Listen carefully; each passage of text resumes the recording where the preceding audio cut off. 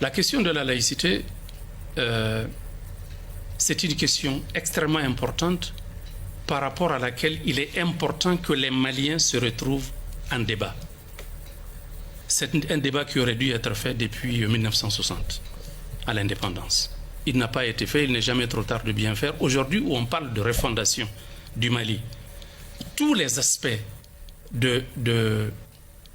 toutes les questions qui sont relatives à notre gouvernance doivent être débattues entre les Maliens dans la sérénité et dans la compréhension mutuelle. Alors, c'est pour vous dire que d'abord, il y a une chose à comprendre. Il y a de l'amalgame, il y a de la confusion qui est entretenue autour d'abord des concepts, notamment le concept de la laïcité. Les gens pensent, parfois naïvement, que la laïcité signifie la liberté de culte ou la liberté de conscience. La laïcité ne veut jamais dire la liberté de culte et la liberté de conscience. Ça, il faut qu'on s'entende là-dessus. La laïcité signifie l'équidistance de l'État. Ce n'est pas l'équidistance de l'État.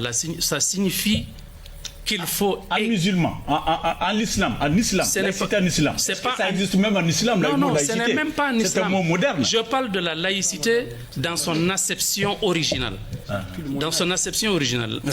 La laïcité signifie le fait de... Séparer? Ce n'est pas séparer, mais c'est plutôt éloigner, écarter, évacuer Dieu, évacuer le divin, évacuer la référence à Dieu dans la gestion de la cité. C'est ce que ça signifie. Il est important qu'on s'entende là-dessus. C'est donc une idéologie. La laïcité est une idéologie. La laïcité participe d'une idéologie, de la mise en œuvre d'une idéologie, une idéologie anti-Dieu, anti-divine, anti-cléricale. Et c'est une création, c'est une invention française. Il faut, par excellence, il faut qu'on se le dise. Il faut qu'on se compte. Et on connaît l'histoire. Les circonstances historiques dans lesquelles la laïcité est née en France ne nous concernent pas. Nous les Maliens, nous les musulmans, ça ne nous concerne pas. Nous, on n'a jamais eu aucun problème avec la religion. Parce que pour nous, la religion, c'est le prophète qui l'a amenée. La religion et la politique vont de pair. La religion, l'islam a son système législatif, son système éducatif, son système politique, son système... Sinon, beaucoup de Maliens aussi se demandent, est-ce que la laïcité empêche un religieux, un courant religieux à mener son activité religieuse, par exemple, au Mali? Le problème n'est pas à ce niveau. Oui. Parce que j'allais venir à cela. Regardez, je vais vous donner la position de l'islam par rapport à la liberté de culte. Il est important de le comprendre parce que d'aucuns pensent que l'islam est contre la liberté du culte. C'est pourquoi les musulmans rejettent la laïcité. Oui. Ce n'est pas cela. Je vais vous dire pourquoi. Le prophète a dit, alayhi salatu wassalam, dans un hadith, c'est notre référence principale. C'est lui qui a été le réceptacle de la révélation coranique. Il faut le dire directement en français. Il ne faut pas dire d'abord en arabe. Allez-y, non. Dites-le directement. Où est le problème?